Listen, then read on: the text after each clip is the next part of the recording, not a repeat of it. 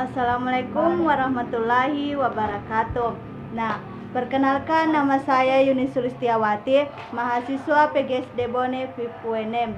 Ya, di sini saya akan menjelaskan mengenai konsep variabilitas. Nah, adapun pengertian dari variabilitas yaitu sebagai derajat penyeberangan nilai-nilai variabel dari suatu tendensi sentral dalam suatu distribusi. Nah, bila mana dari kedua distribusi, misalnya distribusi A dan distribusi B dibandingkan, distribusi A menunjukkan penyeberangan nilai-nilai variabelnya yang lebih besar daripada distribusi B. Nah, maka dikatakan bahwa distribusi A mempunyai variabilitas yang lebih besar dari distribusi B. Nah, adapun ukuran variabilitas atau penyeberangan adalah suatu ukuran yang menyatakan seberapa besar nilai-nilai data yang berbeda atau bervariasi dengan nilai ukuran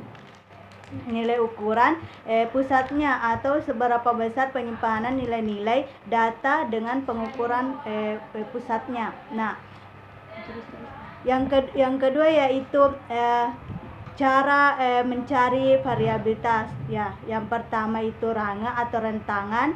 Nah, adapun pengertian dari range di sini yaitu range atau jangkauan adalah pengukuran yang paling sederhana dan didefinisikan sebagai jarak antara nilai yang tertinggi dengan nilai yang terendah. Nah, dengan kata lain bahwa range merupakan beda antara skor data tertinggi terbesar dan skor data terendah. Nah, di sini yang kedua yaitu range antar kuartil atau RAK. Ya, range antar kuartil yaitu selisih antara kuartil ketiga dengan kuartil pertama. Nah, di mana rumus dari RAK yaitu sama dengan K3 dikurang K1. Nah, di mana RAK itu range antar kuartil dan K3 itu kuartil ketiga dan K1 yaitu kuartil pertama. Nah, yang ketiga yaitu range semi antar kuartil atau simpangan kuartil sama dengan SK. Nah, simpanan kuartil itu adalah setengah dari RAK, yaitu contohnya seperti nilai kelas interval dengan frekuensi.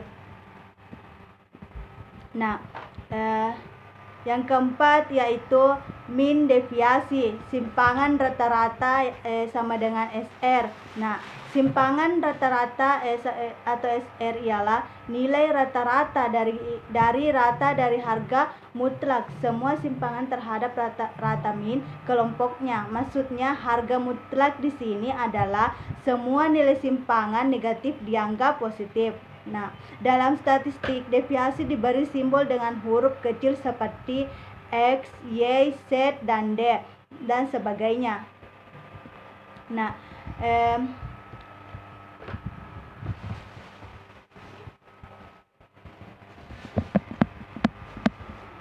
yang kelima yaitu standar deviasi atau simpangan vakum. Nah, standar deviasi disimbolkan dengan SD adalah suatu statistika distribusi maupun statistik yang digunakan untuk menggambarkan variabilitas dalam suatu distribusi maupun variabilitas beberapa distribusi. Nah, di sini standar deviasi dibatasi sebagai akar dari jumlah deviasi kuadrat dibagi banyaknya individu. Nah, dalam distribusi selanjutnya untuk mencari standar deviasi, pertama-tama kita harus mencari min. Dengan mengetahui min ini kita dapat mencari deviasi atau penyimpanan setiap nilai dari min. Nah, jumlah deviasi dari min ini yaitu sigma X harus sama dengan 0. Nah, yang keenam yaitu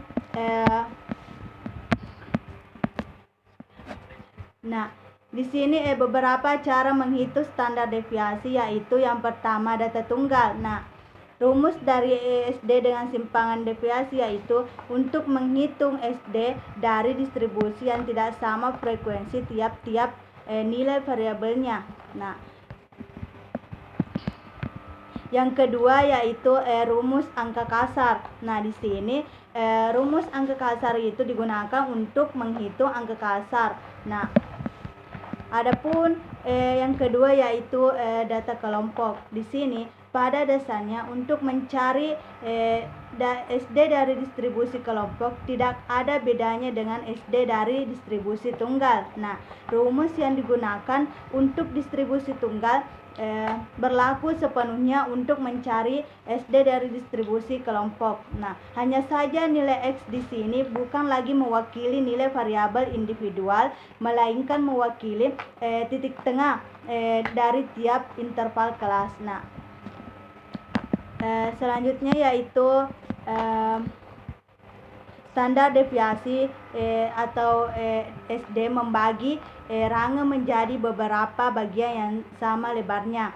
Pembagian nama dimulai pertama dari min distribusi, membentang ke atas dan ke bawah dengan tanda-tanda plus dan minus. Nah, arti standar deviasi yang diterapkan pada salah satu bentuk distribusi yaitu distribusi normal atau distribusi atau normal distributor. Nah, itulah tadi materi dari saya. Semoga bermanfaat bagi kita semua. Assalamualaikum warahmatullahi wabarakatuh.